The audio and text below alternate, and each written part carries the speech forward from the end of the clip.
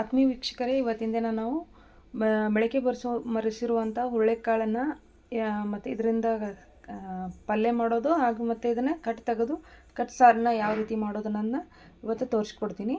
ಮೊದಲನೇದಾಗಿ ನಾವು ಇದನ್ನು ಕುಕ್ಕರ್ನಲ್ಲಿ ಹಾಕಿ ಮುಚ್ಚಿ ಒಂದು 4 ಸೀಟಿ ಹೊಡಿಸ್ಬೇಕು. ಗ್ಯಾಸ್ ಮೇಲೆ ಇಟ್ಟು 4 ಸೀಟಿ ಹೊಡಿಸಿ ಆಮೇಲೆ ನಾವು ಅದನ್ನು ಕಾಳನ್ನ ಪಲ್ಯ ಮಾಡ್ಕೋಬೇಕು. ಅದರ ಬಂದಿರೋಂಥ ಕಟ್ಟನ್ನ ಸಾರು ಮಾಡ್ಕೋಬೇಕು. ಆತ್ಮೀಯ ವೀಕ್ಷಕರೇ, ಇವತ್ತಿನ ದಿನ ಹುರುಳಿಕಾಳು ಸಾರಿಗೆ ಏನೇನು ಬೇಕು ಅಂತ ತಿಳಿಸ್ಕೊಡ್ತೀನಿ. ಮೊದಲನೇದಾಗಿ ಕೊತ್ತಂಬರಿ, 1 ಟೊಮೆಟೊ, ಒಂದು ಸಣ್ಣ ಬಟ್ಲು ಹಸಿ ಕೊಬ್ಬರಿ, ಸ್ವಲ್ಪ ಕರಿಬೇವು ಒಗ್ಗರಣೆಗೆ, ಮತ್ತು ಬೆಲ್ಲ ಸ್ವಲ್ಪ, 1 ಈರುಳ್ಳಿ, ಶುಂಠಿ ಬೆಳ್ಳುಳ್ಳಿ ಪೇಸ್ಟ್. ಇವಾಗ ನಾವು ಒಂದು ಮಿಕ್ಸಿ ಜಾರ್ನ ತೊಗೊಂಡು ಅದಕ್ಕೆ ಈ ಹೆಚ್ಚಿರೋ 1 ಟೊಮೆಟೊ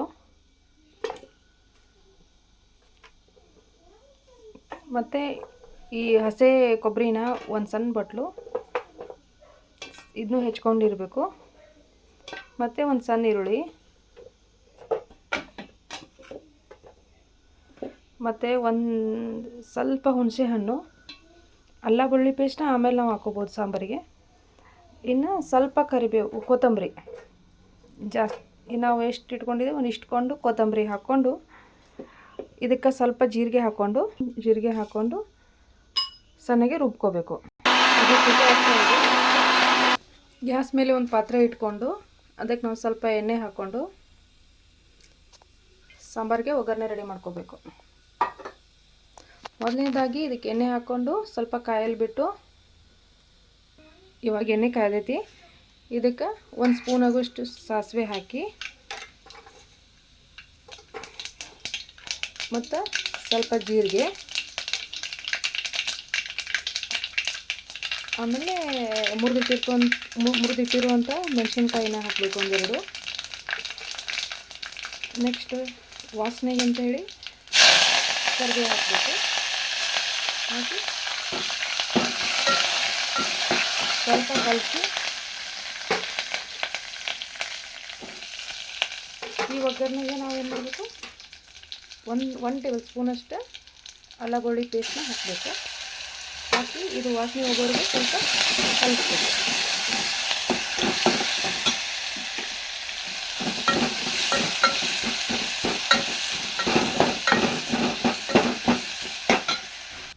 ನಿಮಗೆ ಕಲರ್ಫುಲ್ ಕಟ್ ಸಾರು ಬೇಕಂತಂದರೆ ಏನು ಮಾಡಬೇಕು, ಈ ಒಗ್ಗರಣೆ ಒಳಗೆ 1-2 ಚಮಚ ಖಾರ ಹಾಕ್ಕೊಬೇಕು.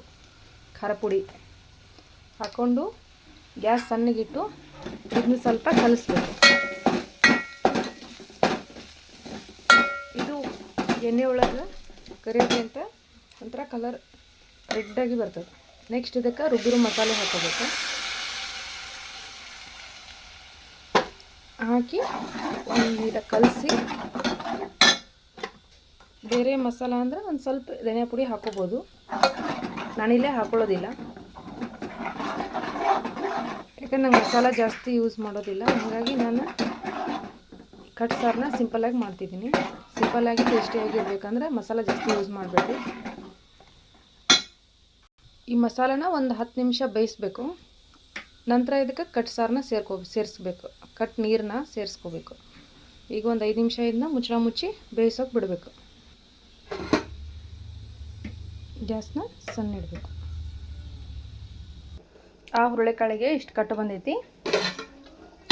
ಇದನ್ನು ನಾವು ತಗೊಂಡು ಈ ಮಸಾಲೆಗೆ ಹಾಕ್ಕೊಂಡು ಒಂದು 10ರಿಂದ 15 ನಿಮಿಷ ಕುದಿಸ್ಕೋಬೇಕು. ಇದಕ್ಕೆ ನಾವು ಉಪ್ಪಿನೂ ಹಾಕಿಲ್ಲ. ಇದೊಂದು ಸ್ವಲ್ಪ ಕುದಿದ ನಂತರ ಉಪ್ಪನ್ನ ಸೇರಿಸ್ಕೋತೀವಿ 1-2 ನಿಮಿಷ ಆದಮೇಲೆ. ಸಾಂಬಾರಿಗೆ 2 ಸ್ಪೂನ್ ಉಪ್ಪು ಹಾಕಬೇಕು. ಹಾಕಿ ಕುದಿಸ್ಕೊಂಡ್ಬಿಟ್ರೆ ಸಾಂಬಾರು ರೆಡಿ ಆಗಿರ್ತದೆ. ವೀಕ್ಷಕರೇ, ಇವಾಗ ಹುರುಳಿಕಾಳು ಸಾರು ಸವಿಯಲು ಸಿದ್ಧ. ಇನ್ನು ನಾವು ಹುರುಳಿಕಾಳು ಪಲ್ಯನ ಯಾವ ರೀತಿ ಮಾಡಬೇಕು ಅನ್ನೋದನ್ನ ತಿಳಿಸ್ಕೊಡ್ತೀನಿ ನೋಡಿರಿ. ಈ ಬಳಗೆಗೆ ಒಂದು ಸ್ವಲ್ಪ ಎಣ್ಣೆ ಹಾಕ್ಕೊಂಡು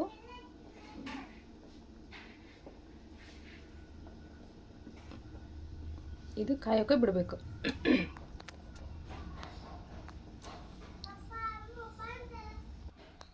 ಇವಾಗ ಇದಕ್ಕೆ ಸಾಸಿವೆ, ಸ್ವಲ್ಪ ಜೀರಿಗೆ, ಕರಿಬೇವು, ಹಸಿಮೆಣಸಿನಕಾಯಿ,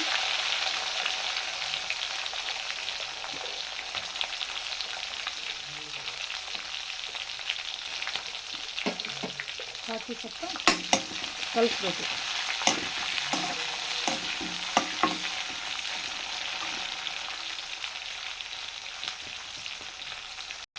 ಇದಕ್ಕೆ ನಾವು ಒಂದು ಸ್ಪೂನ್ ಉಪ್ಪು ಹಾಕ್ಕೊಂಡು ಕಲಿಸ್ಕೋಬೇಕು. ಮತ್ತು ಬೇಕಂದ್ರೆ ನಾವು ಆಮೇಲೆ ಇನ್ನೂ ಸ್ವಲ್ಪ ಆ್ಯಡ್ ಮಾಡ್ಕೋಬೋದು. ಸದ್ಯಕ್ಕೆ ಇಷ್ಟ ಸಾಕು, ಯಾಕಂದರೆ ಚೆಂದಾಗಿ ಫ್ರೈ ಆಗ್ತವೆ ಇವೆಲ್ಲ. ಇದಕ್ಕೆ ಒಂದು ಕಟ್ ಮಾಡಿರೋ ಈರುಳ್ಳಿ,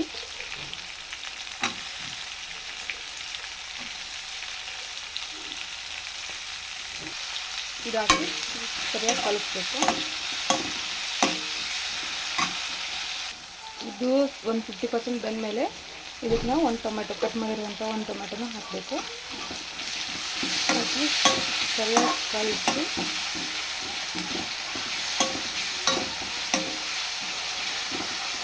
ಇದಕ್ಕೆ ನಾವು ಸ್ವಲ್ಪ ಅರಿಶಿನ ಆ್ಯಡ್ ಮಾಡ್ಕೋಬೇಕು.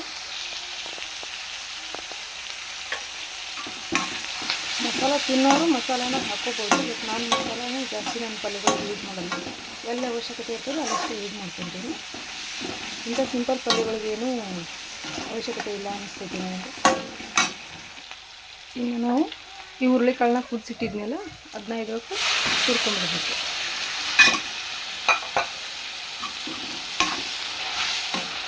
ಹುರ್ಕೊಂಡು ಇದು ಸರಿಯಾಗಿ ಕಲಿಸ್ಬೇಕು.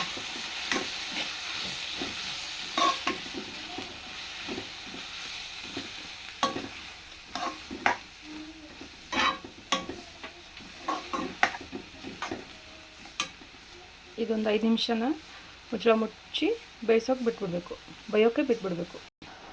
ಇದಕ್ಕೆ ನಾವು ಸ್ವಲ್ಪ ಕೊತ್ತಂಬರಿನ ಆ್ಯಡ್ ಮಾಡಿ ಒಂದು 5 ನಿಮಿಷ ಮುಚ್ಚಳ ಮುಚ್ಚಿ ಬೇಯಿಸ್ಬೇಕು. ಅದರಿಂದ ಎಲ್ಲ ಮಸಾಲ ಉಳ್ಳಾಗಡ್ಡಿ ಎಲ್ಲ ಕುಡ್ಕೊತೈತಿ. ಅದರಿಂದ ಫ್ಲೇವರೇ ಚೇಂಜ್ ಬರ್ತದೆ ಅದರದ್ದು. ಇವಾಗ ಇದು ಮುಚ್ಚಳ ತೆಗೆದು ಇನ್ನೊಂದು ಸ್ವಲ್ಪ ಕಲಿಸ್ಬಿಟ್ರೆ ಹುರುಳಿಕಾಳು, ಮೊಳಕೆ ಬಸಿರುವಂಥ ಹುರುಳಿಕಾಳು ಪಲ್ಯ ರೆಡಿ. ಹುರುಳಿಕಾಳು ಪಲ್ಯ ರೆಡಿ. ಹುರುಳಿಕಾಳು ಪಲ್ಯ, ಹುರುಳಿಕಾಳು ಸಾರು ರೊಟ್ಟಿ ಜೊತೆ ಸವಿಯಲು ಸಿದ್ಧ.